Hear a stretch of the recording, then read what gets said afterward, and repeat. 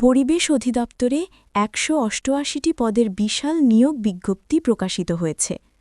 পরীক্ষায় অংশগ্রহণে ইচ্ছুক প্রার্থীগণকে https://doe.teletalk.com.bd এই ওয়েবসাইটে প্রবেশ করে আবেদনপত্র পূরণ করতে হবে।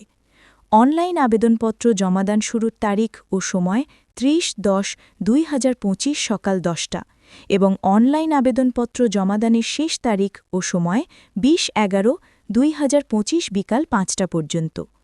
উক্ত সময়সীমার মধ্যে ইউজার আইডি প্রাপ্ত প্রার্থীগণ পরবর্তী ৭২ ঘণ্টার মধ্যে এসএমএসে পরীক্ষার ফি জমা দিতে হবে।